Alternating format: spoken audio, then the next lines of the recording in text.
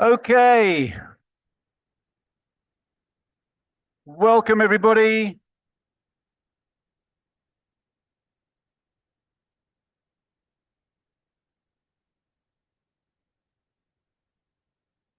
Welcome everyone. If you'd like to take a seat again, it's great that we're all wanting to connect with one another. That's a fantastic thing. We'll have lots of time after the service to do that too, and during communion, actually a little bit later. That's going to be a very communal time. So lots of opportunity. Welcome again. Thank you for being here. My name's Matthew. I'm the lead pastor here.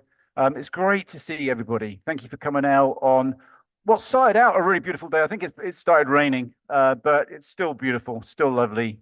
If you ever want to, when the weather's perhaps a little dry, take a walk around our property. It's just looking really beautiful at the moment. I really encourage you to do that. If you're visiting for the first time, please know that you're very welcome to do that as well. Just roam around. We want this to be a place that the local community can use just as much as people who are part of this church community here as well.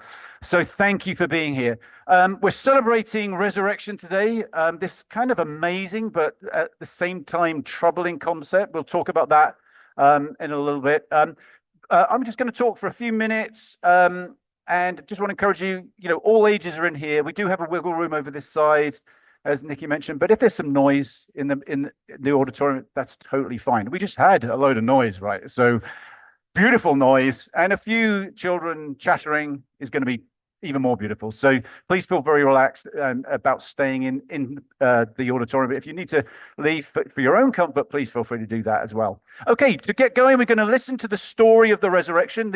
Each of the four Gospels, Matthew, Mark, Luke, and John, recount the resurrection.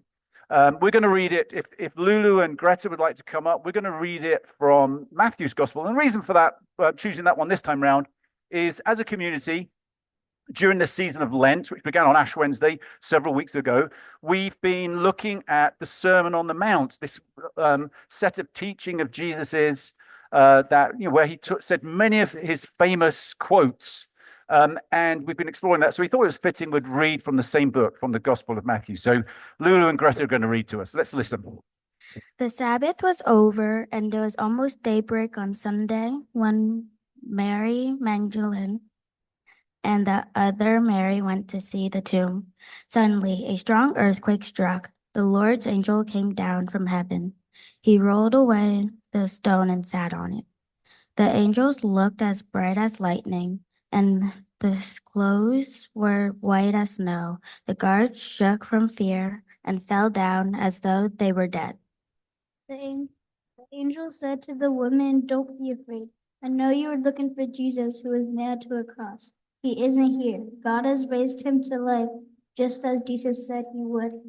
Come see the place where his body was lying. Now hurry. Tell his disciples he has been raised to life and is on his way to Galilee. Go there and you will see him. That is what I came to tell you." The men were frightened and yet very happy as they hurried from the tomb and ran to tell his disciples. Suddenly, Jesus met and worshipped him. Then Jesus said, "Don't be afraid. Tell my followers to go to Galilee. They will see him there." While the women were on their way, some soldiers who had been guarding the tomb went into the city. They told the chief priest everything that has happened. So the chief priest met with the leaders and decided to bribe the soldiers with a lot of money. They said to the soldiers, "Tell everyone that Jesus' disciples came during the night and stole his body while you were asleep. If the governor hears about this, we will talk to him. You won't have to worry about anything." The soldiers took the money and did what they were told. The people of Judea still tell each other the story. Jesus' 11 disciples went to the mountain in Galilee, where Jesus had told them to meet him there. They saw him and worshipped him, but some of them doubted. Jesus came to them and said, I have been given all authorities in heaven and on earth. Go to the people of all nations and make them my disciples. Baptism and name him after Father, the Son, and the Holy Spirit, and teach them to do everything I have told you. I will be with you always, even until the end of the world.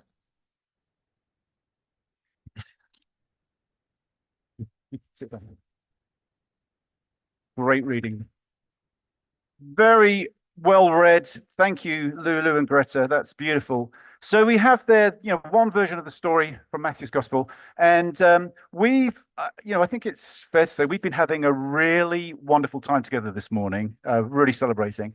And I think I'm about to be a bit of a downer, okay, on proceedings, because I actually have a hard time with Easter.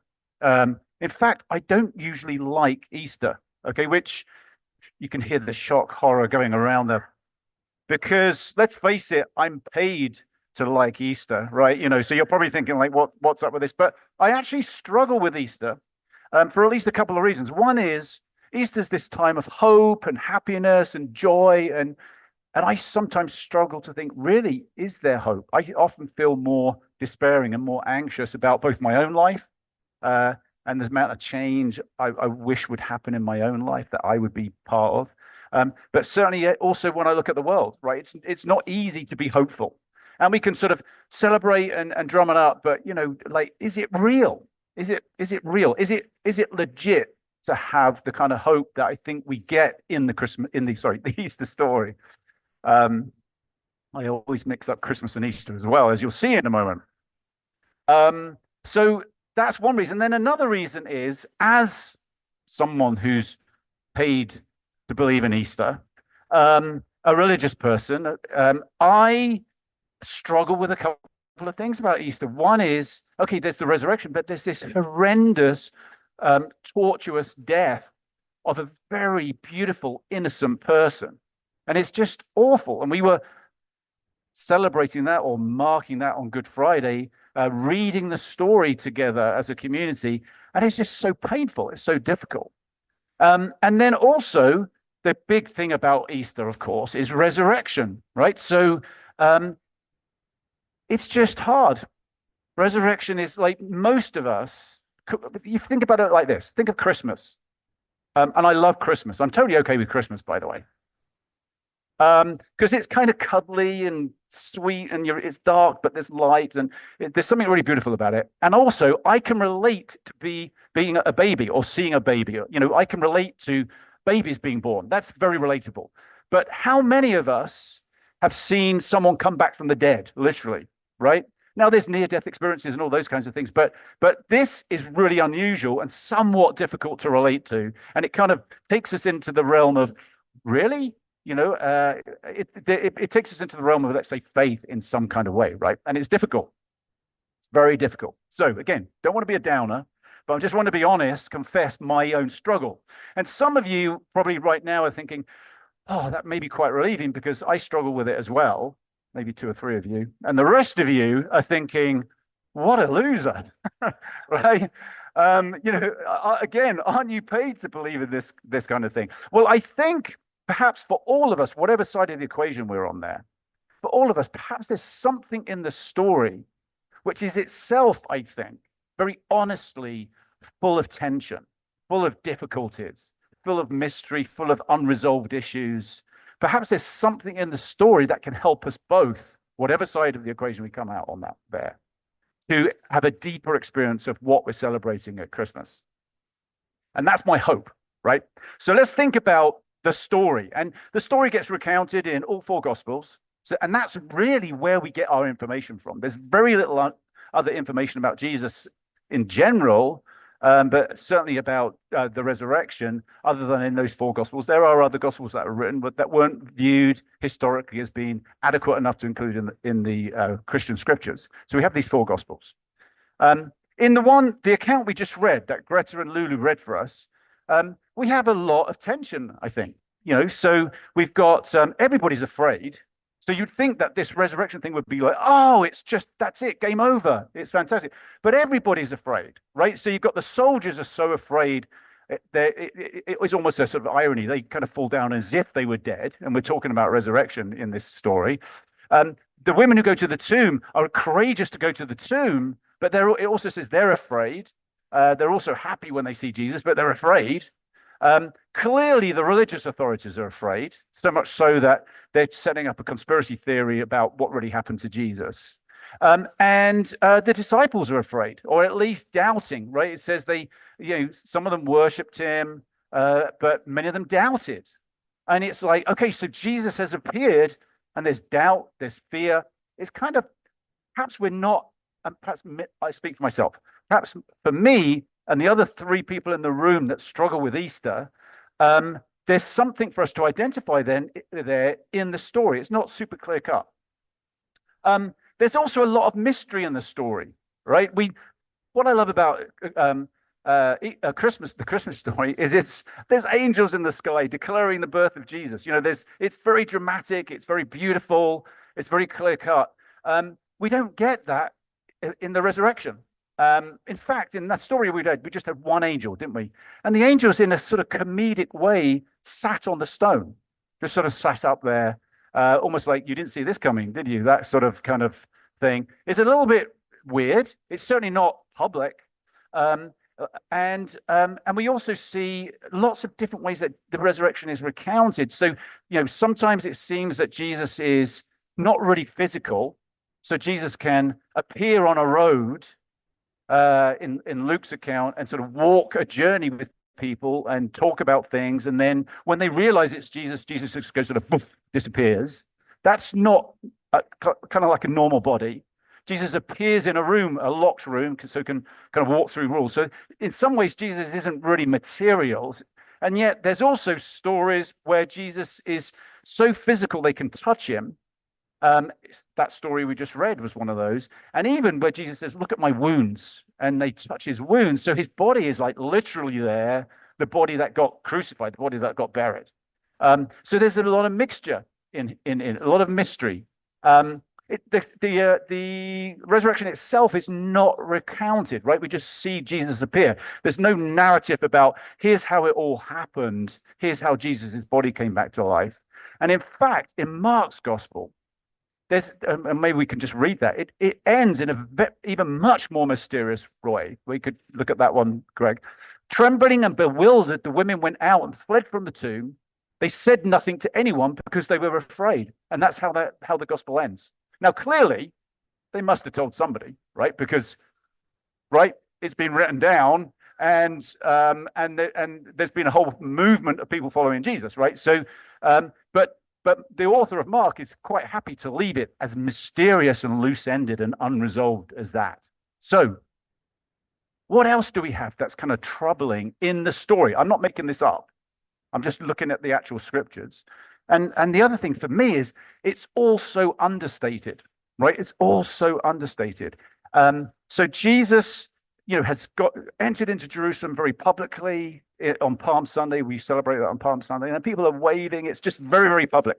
His crucifixion is very, very public, right? It's agonizingly public. It's humiliating. He's hanging up on this cross, and everybody can see him, and people abuse him. So we have these two very public things, and then the resurrection, which you expect to be the climax of it all, is kind of private. Jesus just appears to people who knew him already, mostly, right? And I think if Jesus had a PR consultant working with him, and the PR consultant said, "Hey, Jesus, look, here's how we're going to manage the end. You're going to ride into Jerusalem, and there's going to be crowds just greeting you, hoping you're going to be the next king, or a king of Israel. And they're going to love you, but we're going to kind of switch it a bit, and you're going to say, hey, it's not that kind of a kingdom, and so there's going to be a bit of intrigue. And then you're going to die. They're going to crucify you. So if I was Jesus, I'd be like, well, okay. And then though, this is the beautiful thing. You're going to come back to life. And then I'd be a bit more, hey, that sounds pretty good. That sounds pretty good. But we're not going to tell anybody. We're just going to keep it a secret. and will appear to a few people who knew you, who were kind of a bit embarrassed because they deserted you. Will appear to a few people who knew you, but we're not going to broadcast it. I would be, if I was Jesus, I would be, wait a second. Okay, I get the first two just about, and maybe not the agonizing death, but resurrection, that needs to be public, right? That needs to be broadcast. And if I was Jesus, I would be hovering over Jerusalem, right? So you thought you got away with it. You know, you thought I was a false prophet. Well, look at me now. Or I'd be make personal visits to people like Caiaphas, Pontius Pilate, the various people that actually ordered my execution or surrendered the capacity to not execute me. And I'd be very gentle about it. I'd probably just sort of appear next to their bed in the middle of the night, you know, and just say, yeah, it's me. But I'm not Jesus. Thank God. Right? I'm not Jesus. And I think what this is telling us is that the resurrection is about something completely different than just victory and vindication and vengeance. It's nothing to do with that, because that's nothing to do with what Jesus was like or what Jesus was about.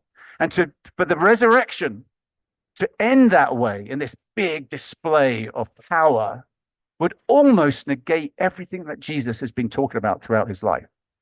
So let's think for a moment about, perhaps rather than resolving the mystery of the resurrection, which I don't think the Bible does, to be honest. So we were sort of forcing it a bit if we want to resolve it, so that we get to a point where we understand totally what went on, and et cetera, et cetera. And then maybe get a little bit harsh with people who don't believe that. What if we just received it as the story is telling us what the resurrection means? You know, now in Christian circles, in sort of theological circles, there's sort of liberal views and there's conservative views. And the irony, I think, is that the liberal view about the resurrection is that it's metaphorical. You know, that sort of thing doesn't really happen in real life.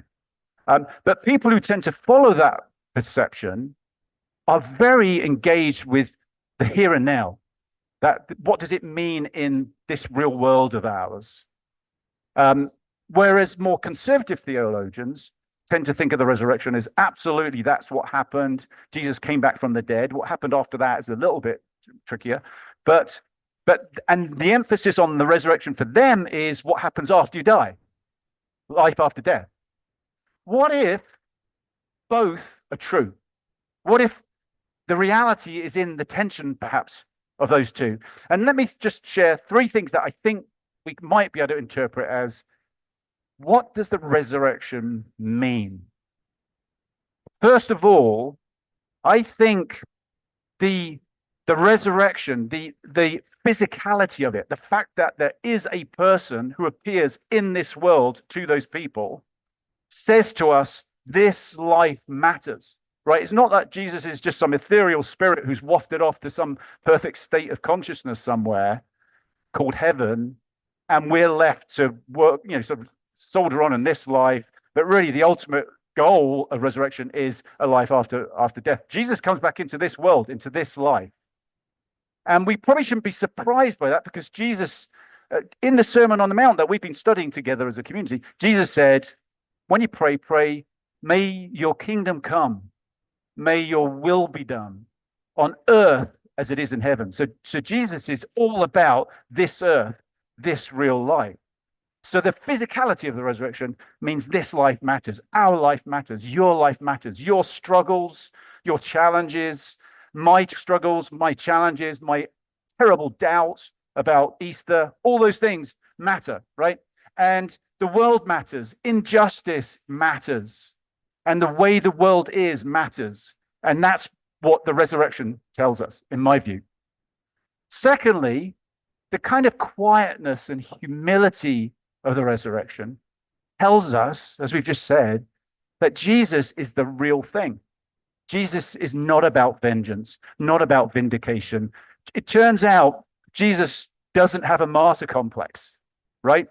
If anybody could have a martyr complex, it would be Jesus. But Jesus does not have a martyr complex. Jesus doesn't play the victim. even though Jesus was a victim. Jesus rises above that in some elevated, risen state and is nothing but love all the way to death and beyond death. Again, in the Sermon on the Mount, we've been reading about some of the ways Jesus called people in. He said at the beginning of the Sermon on the Mount things like, "Blessed are the poor in spirit, for theirs is the kingdom of heaven." So, in other words, and so, some people have translated this: "Blessed are those who are at the end of their rope." So, people who are struggling, people who haven't got their life together, people who are probably struggling to have faith, struggling to have hope about this world. Those are the people that Jesus is saying, yours is the kingdom of heaven. You matter. You belong. You come into the way that I'm showing you, this way of love. Jesus said things like, "Blessed are you who hunger and thirst for justice, for you will be satisfied." In other words, our hunger, our longing for a different kind of world, that's all about Jesus. Jesus is all about that. The rain's coming down pretty heavy now. And so I'll speed up. So the other thing is, Jesus said as part of that beginning of the Sermon on the Mount was, you're talking about gentleness. "Blessed are the gentle, for they will inherit the earth." We live in a time. I think human history shows us it seems to be the violent, the powerful, the aggressive who inherit the earth. But Jesus is bringing a completely different way, and Jesus's resurrection demonstrates that to us, because it's not vengeful, it's not violent, it's not just victorious. It's victorious in love and inclusion and belonging. And thirdly, what does the resurrection mean? What does it show us? I think the resurrection, because of this mystery, because of the sort of spiritual and physical element of it, means the resurrection is the empowerment for us to live that life that Jesus called us to. Jesus talked about genius ways to resolve conflict, genius ways to de-escalate violence and respond in ways that are going to be life transforming rather than just continue on the violent patterns. Jesus talked about forgiving our enemies. Jesus showed us how to live this life of love. And the resurrection, I think, is the empowerment to live that way. And let's think of it like this. Jesus loved right to the death. He was deserted by his friends, and he doesn't blame them.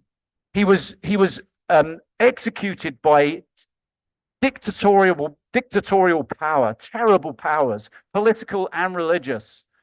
And he doesn't seek vengeance, even to the point of an agonizing death. Jesus lives the reality of love completely. And he foretold something about this, I think, in John's Gospel. Here's what Jesus said. "Except, listen carefully, unless a grain of wheat is buried in the ground, dead to the world, it is never any more than a grain of wheat. But if it is buried, it sprouts and reproduces itself many times over. In the same way, anyone who holds on to life just as it is destroys that life. But if you let it go, reckless in your love, you'll have it forever, real and eternal, this life everlasting." And Jesus let go of that life, right? Jesus loved to the very end. And resurrection for me is a release of incredible power. The kind of power that Jesus is talking about here, life everlasting, is as though that love explodes into the universe and it brings Jesus back to life. In whatever way Jesus comes back to life. And not only that, it explodes into the universe and it empowers people like you and me, doubters, strugglers, people who don't have it all together. It empowers us to live this virtually impossible life otherwise, which is the way that Jesus taught, of love and kindness and goodness, of forgiveness, of getting over our issues, of becoming better people and making the world a better place. And Jesus ends in the story that we just read in Matthew, ends by saying a couple of things. Go into the whole world and make disciples, right? Go into the whole world and make disciples. In other words, it's down to people like you and me to follow Jesus to say we're going to live that way. And we're going to transform the world as a result of it. Not by invading other countries and making them Christian, which is what we've kind of done for centuries, and still seem to find it hard to get over that and stop doing it. Not by guilting people into fear about they're going to burn for eternity into hell, and you better turn and join this religion of us. No, this is about teaching people everything that I taught you, this way of love, and helping people to do that. And I want to invite you here. If you may be part of this community already, maybe not, but I would invite you to join with us. There are other places you can join too, but the world needs people who are working to become better, more loving, more just people, and working to make the world a more loving and just place. Perhaps we've never needed it at any time more than now in our lifetimes. So we welcome you and encourage you to join us. We're not because we've got it all together, but because we're fellow strugglers. We're struggling to be that ourselves. And the other thing Jesus said is, okay, make disciples, make followers. But secondly, I'm with you always, even to the end of the world. So Jesus isn't really talking about beyond the end of the world. Jesus is talking about to this life. I'm with you always. Somehow the resurrection means that Jesus isn't just some resurrected leader who leads us into battle and defeats the enemy, but is actually a presence empowering every single one of us. If we would surrender to that presence, if we would engage with that presence, if we'd let that presence transform us and through us transform the world. So resurrection means God is with us, which is the same story that we celebrate at Christmas time. So this is a different kind of ending. It's really a new beginning, and we are the beginning, right? We're continuing on in the life of Jesus. We are the resurrected life of Christ. So in a moment, we're going to celebrate that with. So do you know? Let me say this. I love Easter, right? I just talked myself into it. And that's what I do. That's what I do every year. And that's why we should celebrate Easter every year and Christmas every year, because we drift and we forget and the world gets on top of us and we come back to, yes, there is a reason for hope. Yes, the world can change. Perhaps more importantly, yes, I can change. It is doable. And so we celebrate every year. And we here at Cedar Ridge celebrate communion every week for the same reason. And if the band would like to come up, we're going to have some more music together. So we've got an opportunity this morning to celebrate the presence of Christ here now in this reality. Jesus said, do this in remembrance of me. Do it to remember me, because we kind of forget. And it's also a meal he had with his followers before he went to his death. So it kind of symbolizes the sacrificial way of love. We're celebrating that as a beautiful thing. It's a beautiful thing. It's hidden. It's secret. It's not vindictive. It's not victorious in that sense, but it's powerful and real and true. And we celebrate that every week because that's so important to us. So there's opportunity to do that today. Now, a few differences from usual today is that we have some real wine, which are at the stations in the front. So go easy on the real wine, okay? We don't want any incidents, but there are some cups there. Pour yourself a glass of wine. They're pretty small cups. We should be fine. But Jesus, when he celebrated communion, or the Last Supper, was drinking real wine. So we thought we've got some real wine there and some homemade bread. Jennifer Iverson made more homemade bread. She does this pretty much every Easter. So thank you for doing it, Jennifer. Let's give her a big round of applause.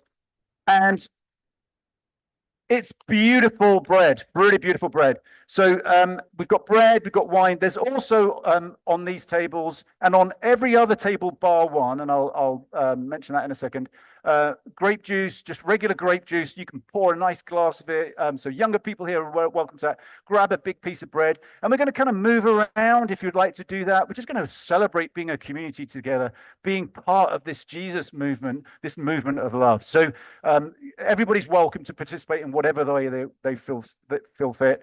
We also have a station over there. So under where it says grow, which has our more traditional gluten-free crackers and a little cup of grape juice. So if you'd like to celebrate communion in a more traditional way, please feel free to do that. So we're going to break in a minute, just roam around, celebrate communion. You can light a candle at the back as a prayer, sign of prayer, as a symbol of prayer.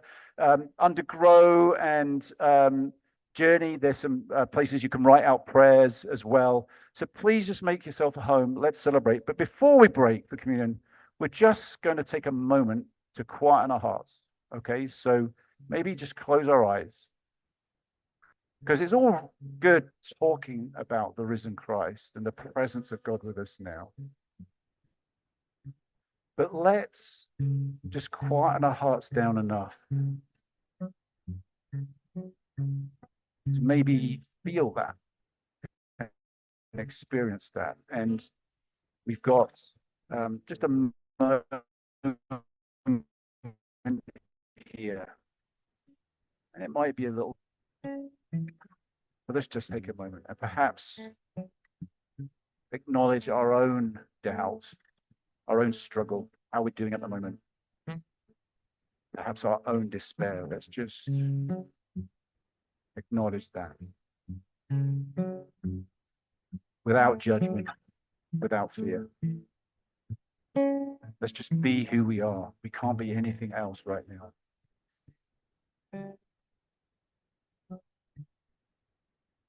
And for the ancients, the breath is synonymous with the Spirit of God. So let's focus on our breath, our spirit, and breathe in and breathe out. Breathe in God's presence. Breathe out our fear, our despair.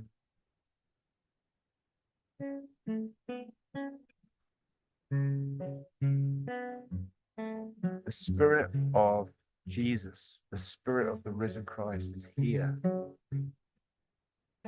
for us with no desire to prove anything other than love, not pointing the finger.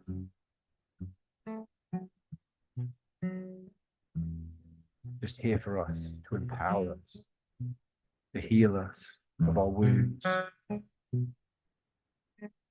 So let's breathe it in.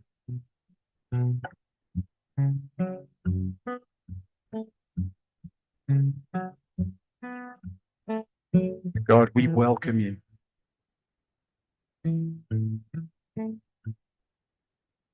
We believe.